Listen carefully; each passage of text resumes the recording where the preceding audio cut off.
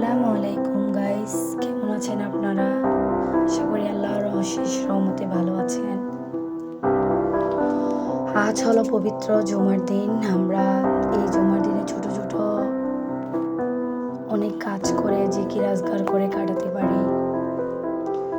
আল্লাহ তাআলা বলেছেন জুমার দিন ও রাত হলো গরিবের হজের দিন ও রাত, মানে গরিবের হজের দিন ও রাতের মতো। তাই চলুন আমরা সময় নষ্ট না করে বিভিন্নভাবে আমরা এই দিনটি কাটাতে পারি। তাই একজন মুসলিম মানুষ হয়ে কেন আমরা দিনটি অবহেলায় কাটাবো? ছোট ছোট আমল মানুষকে জান্নাতের দিকে নিয়ে যায়। তাই চলুন আর সময় নষ্ট না করে আজকের এই জুমার দিন ও রাতটাকে বিভিন্ন সওয়াবের কাজে নিজেকে নিয়োজিত করি। সঠিক সময়ে 5 ওয়াক্ত নামাজ আদায় করব। আজানের সাথে সাথে আমরা মসলায় দাঁড়িয়ে যাব, নামাজ পড়ব, নফল ইবাদত করব বিভিন্ন রকম। আল্লাহ পাক বলেছেন, কোরআনের একটা হাদিস আছে, মিফতাহুল জান্নাতুস সালাত, নামাজ বেহেশতের চাবি। এছাড়া কোরআন বেশি বেশি কোরআন তেলাওয়াত করা, জুমার দিনে সূরাতুল কাহফ পড়লে অনেক সওয়াব পাওয়া যায়। আল্লাহ তাআলা রাব্বুল আলামিন এক সপ্তাহ ওই ব্যক্তিকে মানে ওনার জিম্মাদার মধ্যে রাখে, দুশমন থেকে দূরে রাখে। এছাড়াও আমরা জুমার দিনে দান সদকা করতে পারি, বেশি বেশি গরিব অসহায় মানুষদের পাশে দাঁড়াতে পারি, বিভিন্নভাবে সাহায্য সহযোগিতা করে।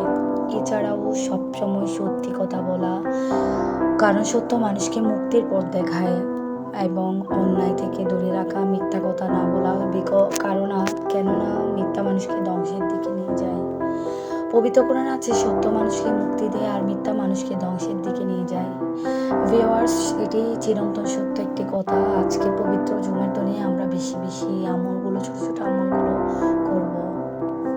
এছাড়াও গরিব অসহায় মানুষকে সাহায্য করব। যেমন আপনি কোনো এতিম মিসকিনকে একবেলা ভাত খাওয়াতে পারেন, কেননা আল্লাহ রাব্বুল আলামিন বলেছেন, যেই মা বাবার খেদমত করে সে জান্নাতে যাবে। এছাড়াও যে মানুষকে, অসহায় মানুষকে সাহায্য সহযোগিতা করবে, আল্লাহ ওই সময় ওই কোনো একটা দিন আপনাকে এরকম সব দান করবেন।